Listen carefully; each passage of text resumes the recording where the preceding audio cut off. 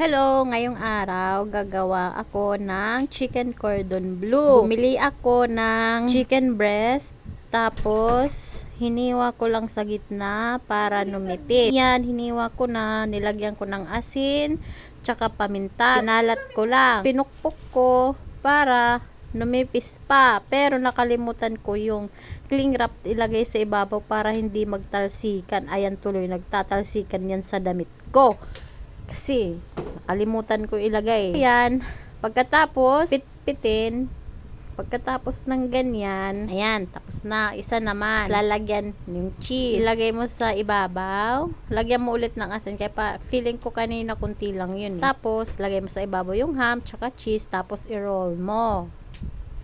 Yan, ganyan lang. Tapos ayan, kumuha ka ng cling wrap, kumuha ka ng breadcrumbs, egg, at saka flour, harina. Ihanda mo na yan bago ka pa magpitpit ng chicken, kasi para organize. Oh, wow, may pa-organize pang nalalaman tong sinadinggi. Yan, isang egg lang kasi dalawa lang naman yun Tapos lagyan mo ng asin tsaka paminta yung harina, tsaka yung egg lagyan mo ng konting asin lang para may lasa. Batihin mo. Tapos ayan, haluin mo lang yung harina para kumalat yung nilagay mong asin at saka paminta.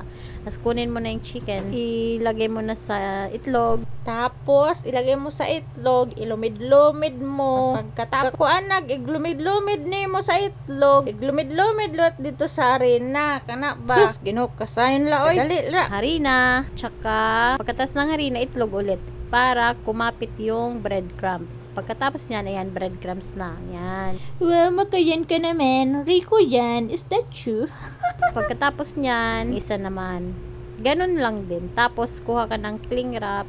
Ibalot mo lang siya para mag-form pa siya. Yan, ganyan. Oh, makayan ka naman, day. Ikaw lang naman yung gumagawa niya na. Wala kang tinuturuan. Yan ka nang yan dyan. Ay, naku. So naman ang sama kandi. Ay, Ikutin mo lang sa dulo. Pagkatapos niyan, yan, prituhin mo na. Hindi, ilagay mo muna sa ref.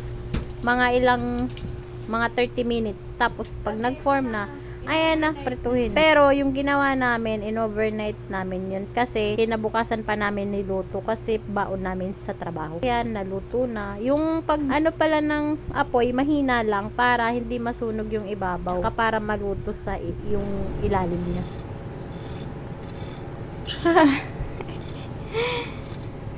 super crunchy, guys. Oh. Kasi pag malakas yung apoy nyo, tapos maluto agad sa ibabaw, yung itna, hindi pa luto. Tapos ayan, hiwain nyo lang kung anong gusto nyong hiwa. Yan, mainit yan. Gumamit ng tong kasi mainit. Kasi dapat papahinguhin mo na yan para hindi ka mainitan. Yan, kasi excited po yung isa dyan. Alam nyo na kung sino yan. Kung sino yan, magmamagaling na yan. Hindi naman marunong. Yan, tapos, yan, baon na namin yan. Naghati kami yung dalawa. Yung apple na yan, ewan ko, ba't nandyan yung apple na yan? Panira. Ba't niya nilagay yung apple? May issue yata sinadinggi sa mga apple. Naunsa man di ay kaday. Naunsa naman kaday. Uy. Ayan, gumawa ng sauce. Yung sauce dyan, mayonnaise. Kahit anong brand ng mayonnaise, kahit ano yan, basta mayonnaise. Tapos, lagyan mo ng ketchup. Paghaluin mo lang. Yan, may sauce ka na. Pwede rin naman yung mayonnaise na lang or yung ketchup lang. Kung ano yung gusto nyo, gawin nyo. Yan ang gusto namin, kaya yan ginawa namin. Pagi daw kahambog man ni mo day. Uy. Okay? Yan, maraming cheese. Kasi yun ang gusto ni Mala James, yung maraming cheese. Pero ako ayoko ng maraming cheese, kaya kung ano na lang yung gusto niya, sige, wala naman akong magagawa. Gusto niya yan. Diba? Yan. Tigisa kami ng sauce. Isog man mag-vlog si Nadinggi. Uy, ang sama siya. Uy, kahambog. Yan. Tapos na. Bye!